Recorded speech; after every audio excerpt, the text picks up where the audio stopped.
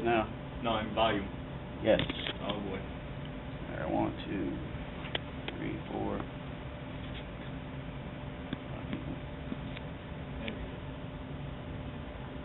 Alright, let's start the time. Alright, good afternoon. My name is Shannon Ross, and I'll be talking to you today about the Chinese pug. Before I start, does anybody know anything about a pug? No. Other than the dog. Anybody explain one characteristic of a pug? Alright, switch question. Alright, hopefully at the end of the presentation you'll be able to know more about the pug and be able to, explain it and notice it. Let me start with a quote by the late author and humorist Margot Kaufman. And she states, "The pug is living proof that God has a sense of humor. And when you see the pug, you understand why. Because it's not like any other dog where it has a long snout." Alright, looks like somebody punched his face in. Alright.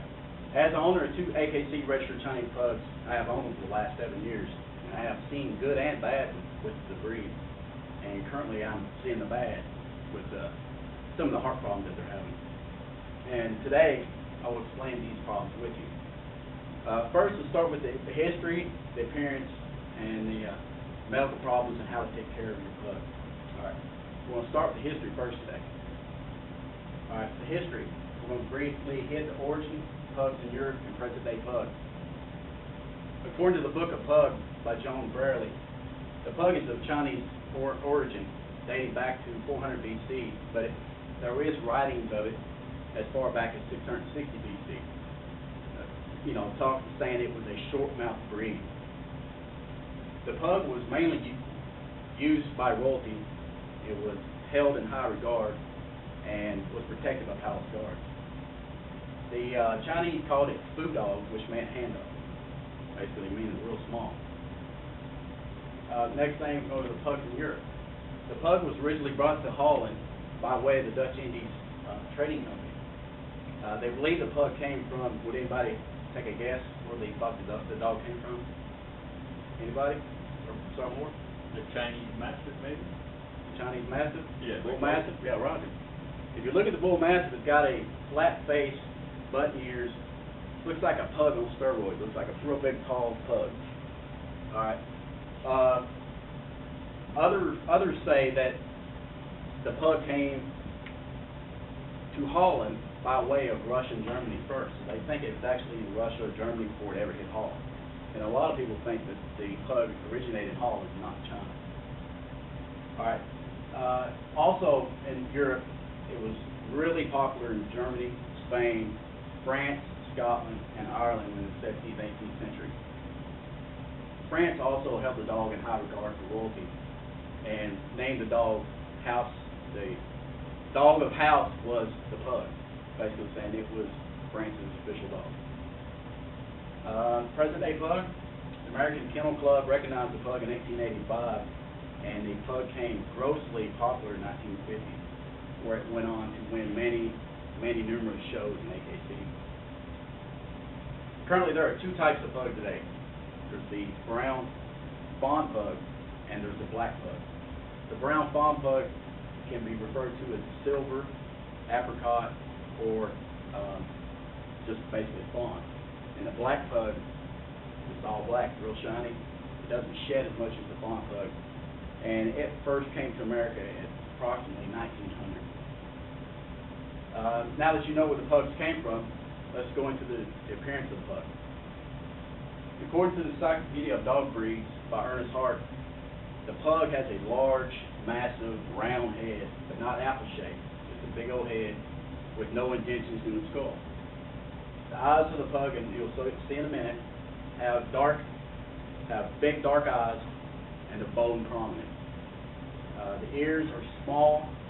They're small, soft like velvet, and they're either button or rose. That's the 2 types of ears that have rose or button. The pug in its face has a mask which covers from its eyes down to the bottom of its mouth, and it's called a mask. And it should be solid black in color. The more darker, the more preferable breed of pug.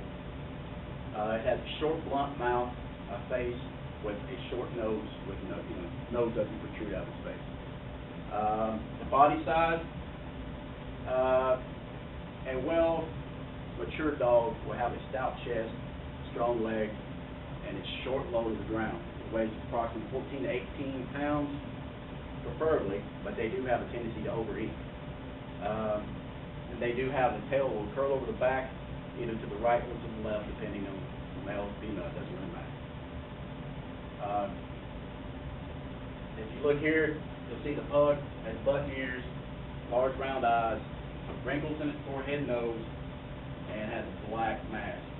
Okay, this is what a pug looks like. You haven't ever seen one before. Next slide. All right, you notice short, stout body, short legs, and the tail curls over with a black mask and floppy ears. Let's go on to the next thing we talk about, medical problems. Now we've covered where it came from and appearance, go to medical problems. It is a low maintenance breed, but with all breeds it has some medical problems, and you got to close watch them. First thing we cover is the eyes. The eyes, they have a tendency for the eyelashes to roll into its eye, which ends up scratching the eye, causing damage. So you want to make sure that you pay attention to that. Its legs, if it's short to the ground, has a tendency to have knee dysplasia or hip dysplasia, which means they pop in and out of place like arthritis and old people. And the breathing, since it's a short snout, it has a tendency to snort. They snort because there's nowhere to go. It just comes straight from the snorting. All right. Now, since you know what the medical problems, I'm going to tell you how to care for those problems so they don't become a serious issue.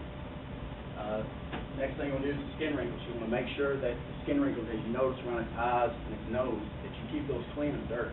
Just a wet washcloth or just like a Q-tip, get in there and make sure that dirt doesn't reside down those wrinkles. That would cause it from getting skin infection.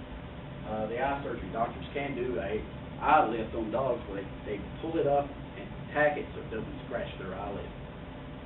Ear cleaning, as with all dogs, make sure you use a Q-tip, get down into the ears, but make sure that you don't go so far down in that you're hitting the eardrum. And clipping of the nails. On the clipping of the nails, they have a tendency to rub their face. When you clip their nails, that keeps them from scratching their eyes, just as with any other dog. In conclusion, today I talked to you about the Chinese pug. I informed you of the knowledge of the history, the appearance, medical problems, and how to care for them. In closing, I'm going to leave you with a quote of Margot Coffin, and she was the author of the book Clara. Before Clara, I was not a pet parent. The pugs were dogs, cute dogs, beautiful dogs, lovable to be sure, but I was a human. I was in charge. Then along came Clara, and all bets were off.